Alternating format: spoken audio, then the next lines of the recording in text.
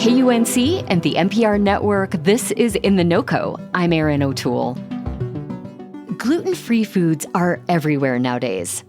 They're designed for people with celiac disease and gluten intolerance. In other words, people who get sick if they eat gluten, which is a kind of wheat protein. But our guest today thinks many of those products miss the mark. So she did something about it. Chennelle DeYoung and her husband, both of whom have celiac disease, founded GoodLove Foods.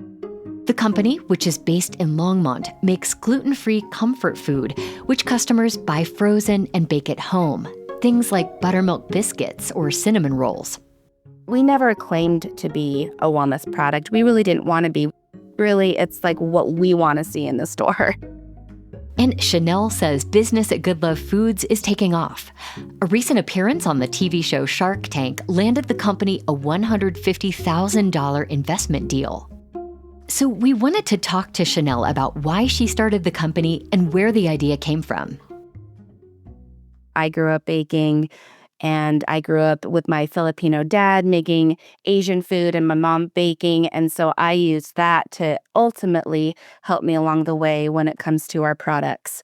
But we just want to share food with other people. Food is comfort. Food helps you feel relatable to your family, to your friends, to everyone around you. And if you can't have something, if you have to be safe, it can feel really disheartening. It can feel alienating in a way.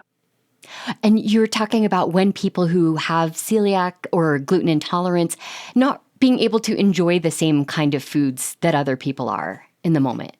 Correct. That's one aspect of it, but I think there's a stigma out there that gluten-free is less than. And us who have to eat gluten-free, we're like, you know what? We're going to make a product where I don't care if you're gluten-free or not. You're going to taste it and you're going to love it. Unlike in years past, when there weren't a lot of gluten-free products on the market, now those sections in the grocery store are a lot bigger. What did you and your husband feel was missing back then that made you want to start your own company? Going to the grocery store is like date night for us. We love cooking at home, so we spend a lot of time in the grocery store. And it was exciting at first to see all these new brands popping up, to see the gluten-free labels on these products, but you still have to be what we also like to call forensic nutrition label readers, because you flip it over, you're like, okay, it's gluten-free. Does it hit all the other marks? Is it created in a safe space? Is it certified?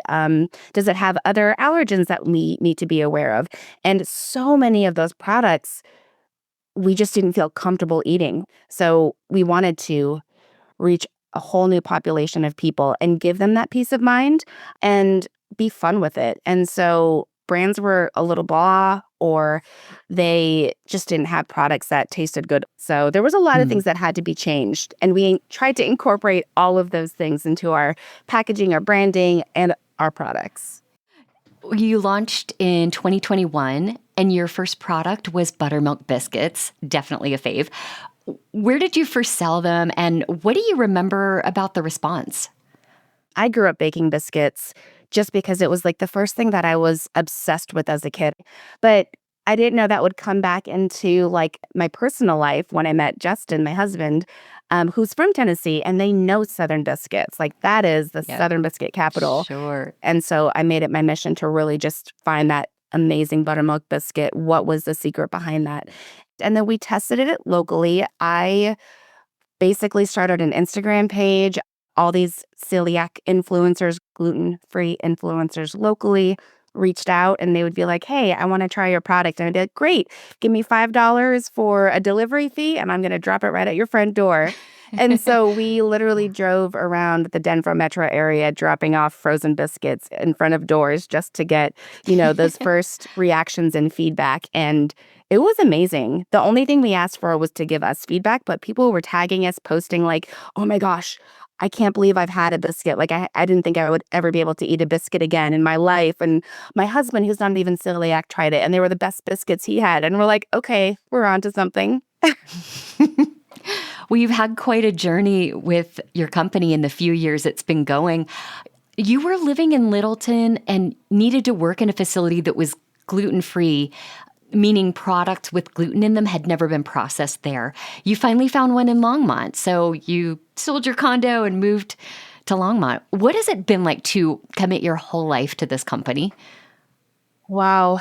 Since starting GoodLove, we've made some really big decisions, and it's been high risk from the beginning, but we believe in what we're doing so deeply that selling our condo and moving to Longmont was just like checking something off of a list.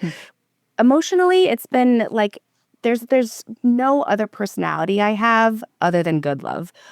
And I think maybe that is like the mark of an entrepreneur, especially in the startup phase. It's like you're so in it all the time that you can't really see out of it. It's risky, but I would do it again. Well, I want to hear about your recent experience on Shark Tank. Sharks, let's spill the tea on gluten-free. Options still get a bad rap because honestly, they're just lacking that special something. Well, allow me to be your gluten-free guru because I have cracked the code. I know that you have pitched to funders elsewhere. How did it feel to land a deal? Oh my gosh. It was the best feeling. Everything happened so fast, and it's a very intense stage because you're being filmed and there's these very powerful, quote unquote sharks in front of you, and everyone's throwing questions or comments at you. But we did get a deal. I was elated afterwards. I felt so positive about it. We think that this was the best outcome that could have happened for us. Food and retail can be very difficult businesses. What is your advice, Chennelle, to someone who thinks they have a great food product and want to build it into a business? I would say, truly do your research. We did spend a lot of time doing our own market research and testing other products and seeing what was truly missing in that way, but also test your product. I don't think we would have really went ahead with the buttermilk biscuits unless we tested it among our local consumers first, because you're not going to know if people are going to love it. You're not going to know if it's a good price point, if they're going to continue to buy it or not. And so feedback is key from the beginning. It's scary for some people to be like, can you try this and tell me if you like it or not? Yep. And I have to say that's the scariest part. But you know what? That's why we're here. Is because we asked those hard questions, and some things stuck and some things didn't. But ultimately, it's all about what your customers want to buy. And do you have that product? Chennelle DeYoung co-founded GoodLove Foods in Longmont, which makes frozen packaged comfort foods for people with celiac disease and gluten intolerance.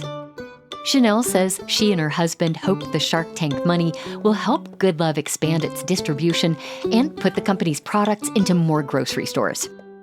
We'll post a link to their Shark Tank appearance in our show notes and at KUNC.org. By the way, we publish all of our interviews as podcasts.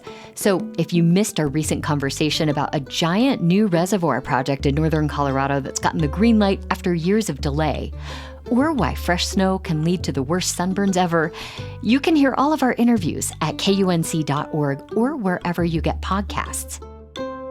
And be sure to follow the show on your favorite podcast app so you never miss an episode.